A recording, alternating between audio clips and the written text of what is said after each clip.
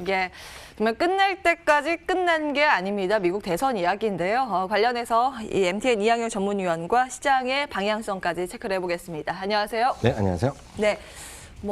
지금 대선 결과를 두고 바이든, 트럼프, 다시 바이든 엎치락뒤치락 지금 그러고 있는데 그 와중에서도 나스닥 지수가 4% 가까이 폭등을 했단 말이에요. 이건 어떻게 분석하고 계십니까? 네, 맞습니다. 나스닥은 거의 4% 가까이 상승을 했고요. 다우지수 그리고 S&P 500도는 2% 내외로 주가 올라갔습니다. 실제로 보면 선거 다음 날 주가 상승폭만 보면, 그러니까 대선 다음 날만 상승폭 보면 다우지수는 1900년 이래로 제일 많이 올라갔고요. S&P 500과 나스닥은 그런 지수가 생긴 이래 제일 많이 올라갔습니다. 그만큼 선거일 이후에 주가가 오히려 급반등하는 모습을 보여준 것이 하나의 팩트다라고 말씀드리고 싶은데요. 여러 가지 요인이 있겠지만 실제로 바클레즈의 분석에 따르면요.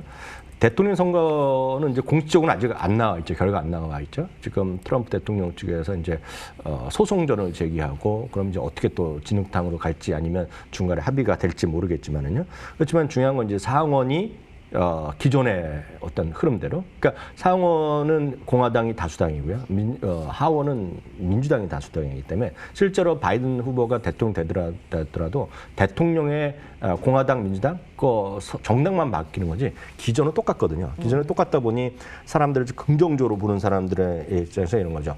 지금 민주당이 되면 가장 걱정했던 것이 소위 민주당의 파란색으로 다 싹쓸이 했을 경우의 걱정은 법인세도 막 올리고 다시 회복시키고 소득세도 막 올리고 이러면 머리 아플 수 있고 또 기술 빅테크들 반독점 금지.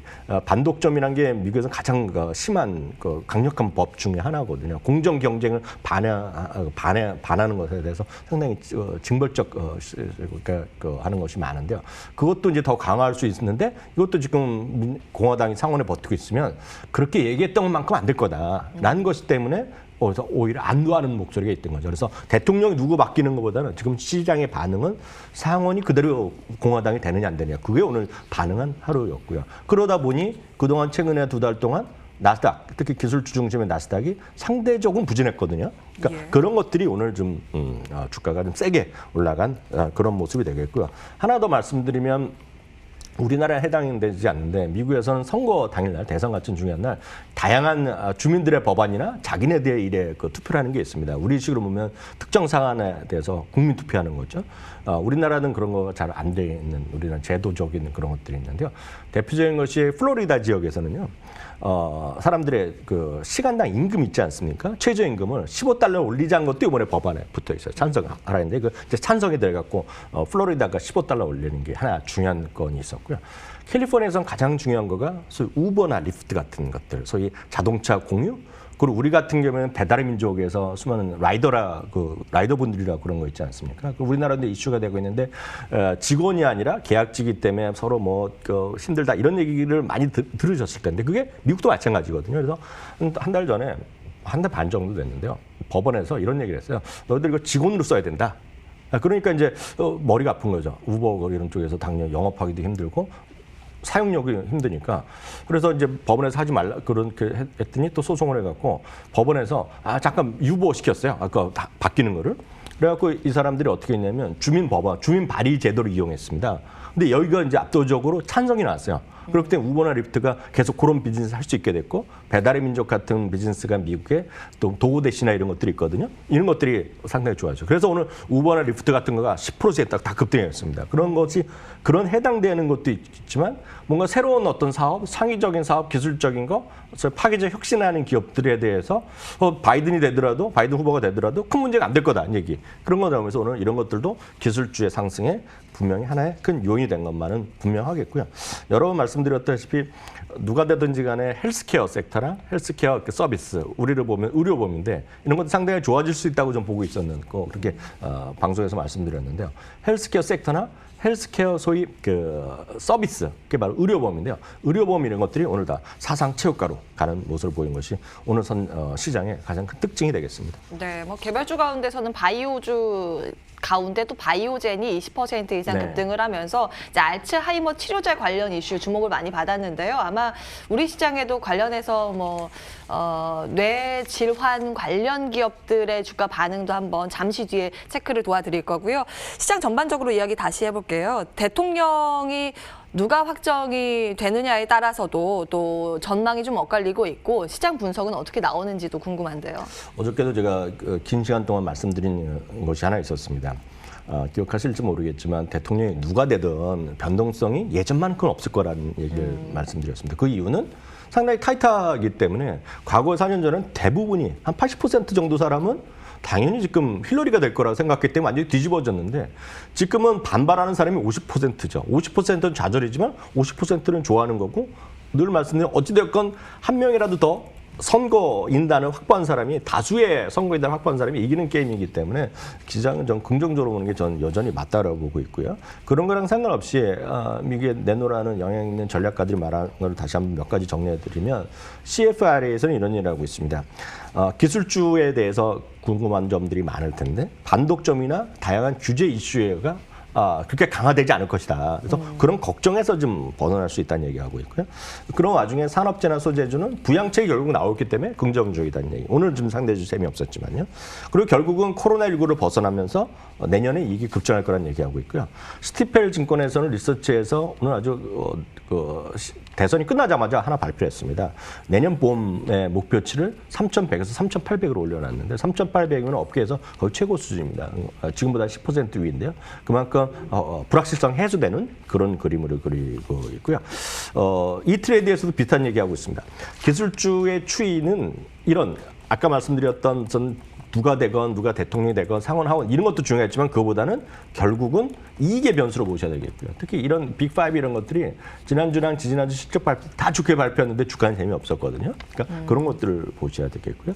엘린베스도 마찬가지입니다. 당분간 변동성은 있겠죠. 특히 트럼프 대통령의 소송전을 들어가고 만약에 소송이 어떻게 이어지면서 그 선거 개표가 중지되거나 만약 이런 일이 벌어지면 진짜 곤혹스러운 일이 벌어질 수 있거든요. 선거인단 투표가 중요한 게 아니라 더 하원에서 투표를 해야 되고 이런 복잡한 일이 그러니까 미국에서 역사적으로 법에만 있지 별로 시행된 적도 없는 그런 일들이 벌어질 수 있기 때문에 상당히 진흙탕 쌓임이 될 수 있는데 그렇게까지는 안 갈 거다라는 얘기를 하는 거가 되고 있고요. 특히 경제는 회복되고 있고 2021년 증시 전망이 상당히 좋다 그런 얘기를 하고 있고 하나 더 말씀드리면 1970년 대선 이후에요. 선거 이후 연말까지 한 2달 정도 되는 거 아닙니까? 8주에서 뭐 9주 정도 사이인데요. 평균적으로 2% 정도 주가가 올라갔다는 것도 역사적 통계가 있다는 것도 참고하시면 되겠습니다. 역사적으로 사실 대선 이전에 눌렸다가 그 이후에는 좀 기대감으로 오르는 그런 모습이 반복됐는데 지금 유튜브 채팅창에 시청자님께서 존중님께서 굉장히 중요한 말씀을 해주셨어요. 누가 선거 이기든 주식시장은 상승하지만 다 오르지는 않겠죠. 예, 과연 우리는 어디에 집중을 해야 할 것인가, 국내 증시에는 어디에 초점을 맞춰야 할 것인가 이게 관건이지 않을까 싶은데요. 어떻게 분석하고 계세요? 채팅창에 쓰신 분이 진짜 대박의 질문하신 거예요. 아주 좋은 질문하신 거거든요. 시장은 전반적으로 좋은데 문제는 종목이나 섹터별로 보면 분명히 엄청난 차이가 있을 수밖에 없고 이건 미국도 마찬가지고 한국도 마찬가지일 수밖에 없습니다. 그렇기 때문에 더 중요한 것은 큰 틀에서는 어느 지역, 어느 나라가 뭔가 좀 더 좋아질 수 있느냐 이것도 먼저 보셔야 되겠는데요. 가장 중요한 것은 2021년은 올해가 아니라 내년은요. 어떤 기저효과가 있다고 어떻게 하든 간에 상당히 올해보다 회복세가 있겠죠. 보나마나요. 그러니까 물론 코로나19가 전혀 진척이 안 됐고 내년 여름까지도 계속 더 많은 확진자가 나고 백신도 안 나오고 치료제가 안 나오면 내년도 상당히 어려울 거라고 보지만 그 정도가 아니라 그러면 올해 대비 상당히 좋을 거라고 보고 있고요.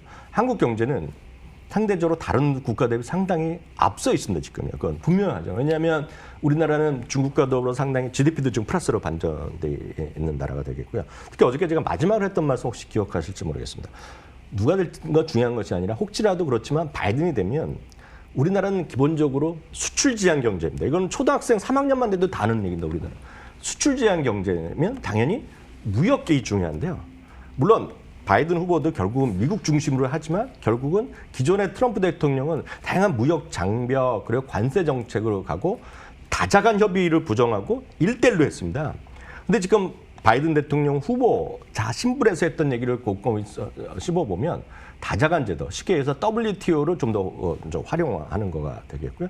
또 하나 중요한 TPP라는 게 있다고 말씀드렸어요. 한태평양 자유무역지대가 있는데요. 그게 트럼프 대통령 되자마자 안 빠져나온 거거든요. 그러니까 그런 것들이 되겠죠. 거기다 오늘도 어제 보면 시진핑 중국 주석이 언제 무역이라면서 좀 더 개발을 확대하겠다 뭐 이런 얘기하는 거 보면 이 모든 것은 수출로 먹고 사는 나라들, 특히 이머징 마켓, 한국 분명히 전 다분히 긍정적으로 좀 보고 있다는 거죠. 또 하나, 우리나라는 기존의 전통적인 산업으로 해서는 상당히 그 경쟁이 쉽지 않잖아요.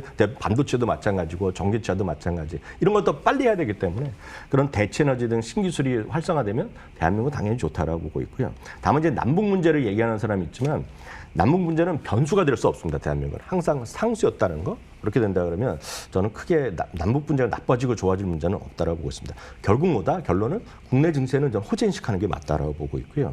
다만 어떤 주식이냐? 너무나 명확하죠. 대표주 중심으로 가셔야 되겠고요. 비중 확대 여기는 단정해 드립니다.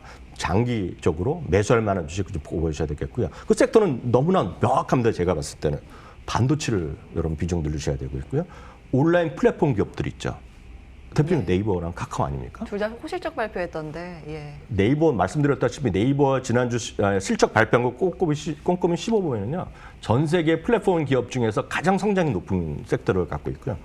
또 하나가 증권업종이죠. 증권업종은 지금 10억에서 5억, 3억으로 뭐 이런 거 계속 원상대로 가고 있고 금융시장 회복되고 그러면 당연히 증권주죠. 그래서 이런 정도 섹터 여러분 반드시 좀 비중 확대 쪽으로 좀 말씀드리고 싶네요. 네. 국내 시장의 전략까지 검토해봤습니다. 오늘 장 키포인트 MTN 이항영 전문위원과 함께했습니다. 고맙습니다.